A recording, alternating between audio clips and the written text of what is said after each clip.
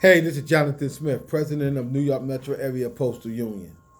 And I'm coming to you with probably the most important message that I have ever delivered. The American People's Post Office is in trouble. And the reason that we're in trouble, we have a Postmaster General, Louis DeJoy, that cares nothing about the People's Post Office. Louis DeJoy, from the very first day that he became Postmaster General, has done nothing but degrade the service that we provide the American people. Then he had the nerve to do an article in the New York Times, basically portraying himself as the best thing that ever happened to the Postal Service. But I'm here to remind you that a leopard does not change his stripes.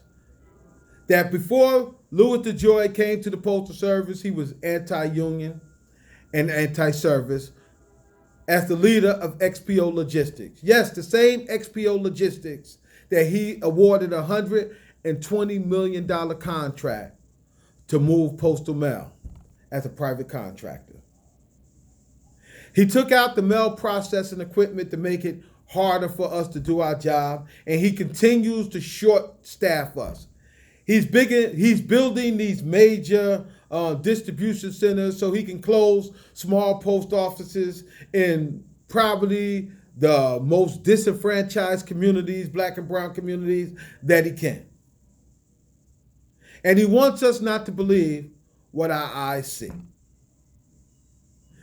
Mr. DeJoy is a cancer. So we must go to Lafayette Plaza to tell the truth about this man and what he's doing to the People's Postal Service. A little more than 50 years ago, postal workers were met with the challenge of preserving and protecting the Postal Service. And it started right here in New York, where they went out on strike to make the Postal Service better for the next generation. Yes, that was me and a lot of you. And I can remember seeing this documentary about the Great Postal Strike of 1970, and they asked the woman, since it was a wildcat strike and it was illegal and she could be fired. And she said, "You could lose everything. Why would you go out on strike?" And she said, "It's bigger than me. I had to make the Postal Service better for the next generation that was coming behind me. I had to make the Postal Service better because the American people deserve better." 50 years later, 2023, we now have to answer the call. Will we get on the bus and go to Washington, D.C. like our predecessors did for us? And will we fight for the People's Postal Service? And will we tell the truth about this Postmaster General and his 10-year plan on how he's trying to privatize the Postal Service without saying that he's privatizing the Postal Service? I need you to call the union office, 212-563-7553. Or go to your shop stewards and give them $5 that's in cash or in money orders to reserve your seat on the bus. And that money is refundable contingent upon you showing up on May 9th and riding to D.C. See, I fight all the time, and your labor leaders all over the country fight all the time. But what good is my fight if the people that I'm fighting for are not there fighting with me? Because I'm not the union, we are the union. And let me make this very clear to you. This is not an APWU event. This is a postal event. We invite carriers, rural carriers, mail handlers, and we invite every craft in APWU. That's clerks, maintenance, motor vehicle, support services, even the nurses. But most of all, we invite the American people to be out there on May 9th. The buses will leave at 8 o'clock in the morning. What excuse will you have? Because the job you save might be your own. I don't want to hear about babysitting. I don't want to hear about overtime. Because if you want to continue to pay for that home, that car, the clothes on your back, the food on your stomach, it all starts with your job. It all starts with you showing up and showing out. Get on the bus. Because if you're not there, then you don't care. See, this is not about Jonathan Smith. I got more years behind me in the Postal Service than I got in front of me. This is about that newly converted PSC. This is about that PTF looking to make regular. This is about somebody that only got 5 or 10 years in the Postal Service and got a long way to go. I want you to have the same benefits that was afforded to me, not through any actions of my own, but the sacrifice of people that came before me that cared.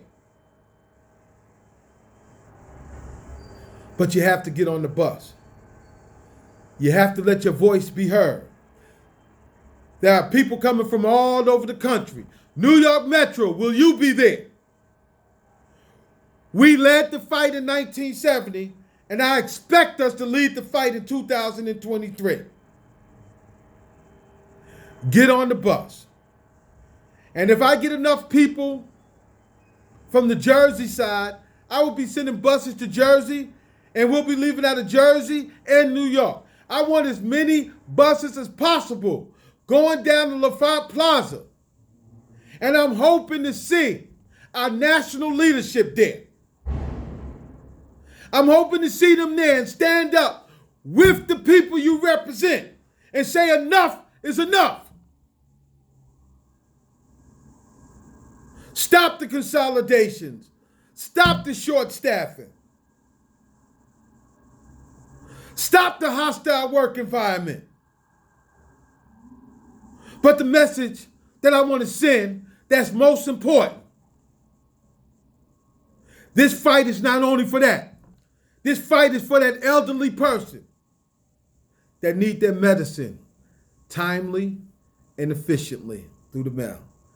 This fight is for that veteran that needs to hear from home timely and efficiently. This fight is for that small business owner that can't compete with these large conglomerations. This fight is for you. This fight is for the American people. The U.S. mail is not for sale. It's the people's post office, not the Joy's post office. And this is to send a message to the Board of Governors. And this message is also to President Biden. Will you put people on the Postal Board of Governors that will give us a Postmaster General that cares about the people's post office, that is concerned with making the people's post office better?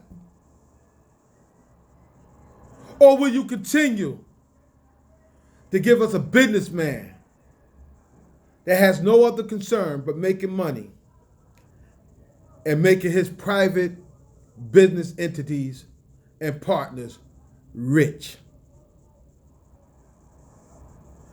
Please, May 9th, 8 o'clock in the morning, get on the bus. The job you save may be your own.